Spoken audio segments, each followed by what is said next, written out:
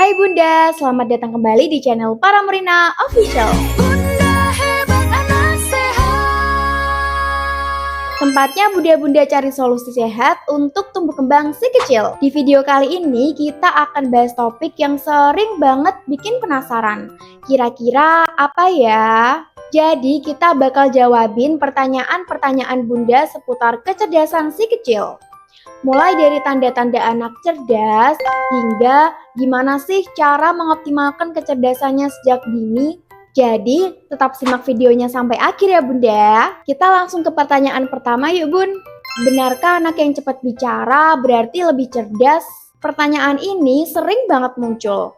Apalagi kalau melihat teman sebaya atau sepupunya sudah lancar ngomong. Terus kita langsung mikir, wah pasti cerdas banget ini ya. Tapi apakah memang begitu? Jawabannya belum tentu ya.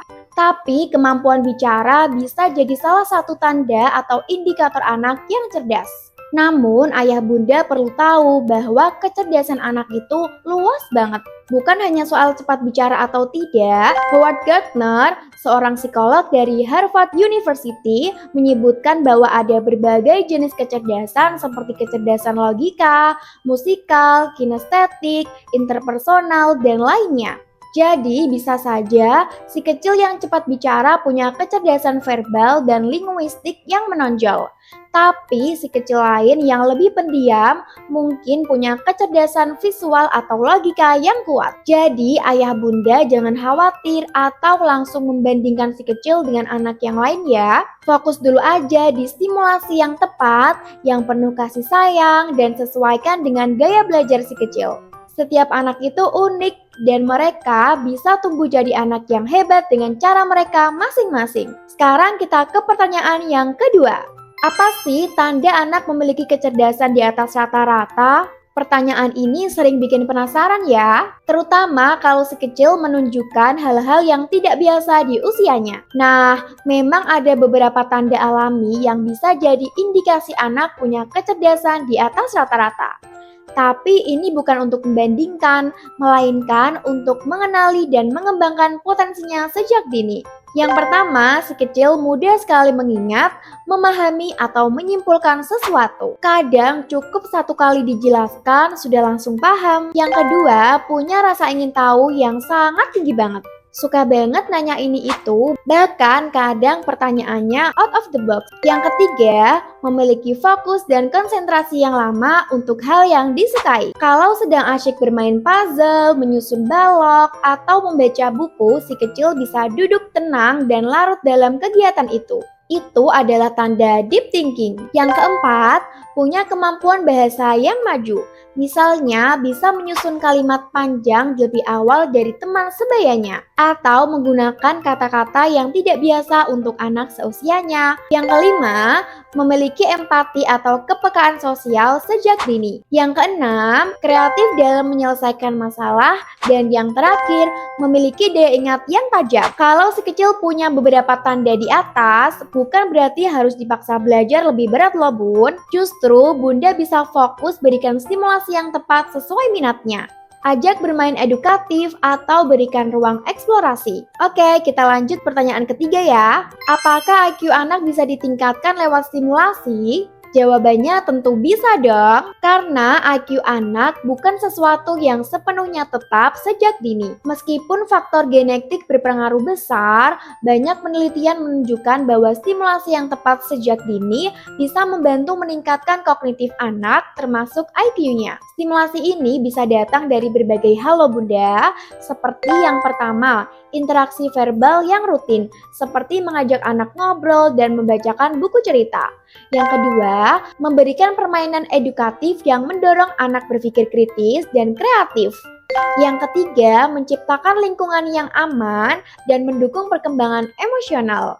Yang keempat, memberikan nutrisi yang cukup terutama di masa emas 0 sampai dengan 5 tahun. Dan yang keenam, menjaga kualitas tidur dan kebiasaan harian yang sehat. Penelitian dari Harvard University menunjukkan bahwa perkembangan otak sangat dipengaruhi oleh kualitas hubungan anak dan pengasuh, serta stimulasi lingkungan sejak dini. Jadi bisa disimpulkan bahwa IQ anak memang dapat ditingkatkan, terutama bila ayah bunda memberikan stimulasi yang konsisten dan mendukung semua aspek tumbuh kembangnya. Dan yang terpenting, fokuslah pada proses belajar ya, bukan hanya hasil tes IQ-nya saja. Kita ke pertanyaan keempat. Kapan waktu emas untuk mengembangkan kecerdasan anak? Ayah bunda, masa yang paling penting untuk mengembangkan kecerdasan anak adalah pada periode 1000 hari pertama kelahiran, yaitu sejak anak masih dalam kandungan hingga usia 2 tahun dan terus berlanjut hingga usia 5 tahun. Faktor penting yang perlu diperhatikan pada masa emas antara lain, yang pertama, stimulasi yang bisa dilakukan dengan interaksi, bermain, bercerita, dan bernyanyi. Yang kedua adalah nutrisi. Bunda perlu memberikan gizi lengkap dan seimbang karena ini sangat berpengaruh pada perkembangan otak si kecil. Selanjutnya, kesehatan fisik dan mental. Dan yang terakhir, ayah bunda perlu peka dan mendampingi pertumbuhan anak secara aktif. Jadi, ayah bunda jangan berburu melabeli anak aktif sebagai anak yang nakal atau tidak bisa diam ya. Bisa jadi si kecil punya potensi besar dan sedang berkembang melalui cara uniknya, yaitu bergerak dan mengeksplorasi dunia sekitar. Kita beralih ke pertanyaan kelima yuk. Bagaimana sih peran nutrisi dalam mendukung kecerdasan si kecil? Yang pertama, nutrisi membentuk dan memelihara struktur otak. Otak manusia berkembang sangat pesat pada masa awal kelahiran, terutama dalam 1000 hari pertama. Yang kedua, sarapan sehat meningkatkan daya ingat dan fokus. Yang ketiga, kombinasi nutrisi dan stimulasi adalah hal yang paling efektif untuk mendukung perkembangan kognitif otak si kecil. Jadi, nutrisi memang berperan besar dalam mendukung kecerdasan si kecil ya bunda.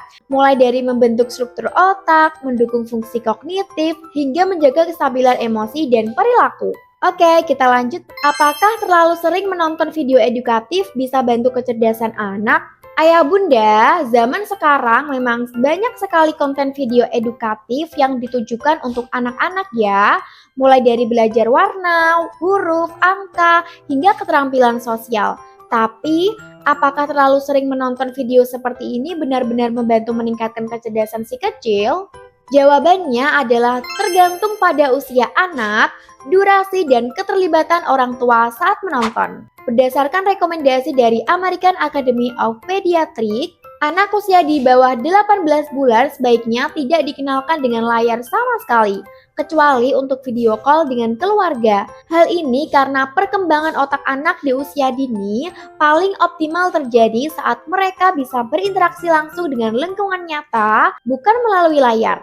Jadi, video edukatif memang bisa menjadi alat bantu, tetapi bukan alat utama dalam mendukung kecerdasan si kecil. Next ke pertanyaan yang ketujuh.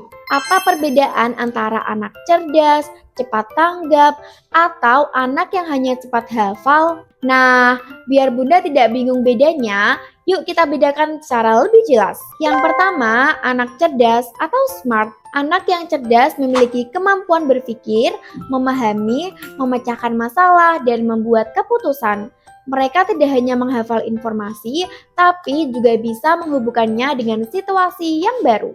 Kedua, anak cepat tanggap adalah mereka yang dapat memahami situasi dan meresponnya secara cepat dan tepat, baik secara emosional ataupun secara logis. Yang ketiga, anak yang hafal cepat atau fast memorizer. Anak yang hafal dengan cepat mampu menyimpan dan mengulangi informasi dalam waktu yang singkat, namun belum tentu memahami maknanya. Jadi, baik anak yang cerdas, anak yang cepat tanggap, maupun anak yang hafal secara cepat, itu sama-sama punya potensi yang luar biasa ya bunda.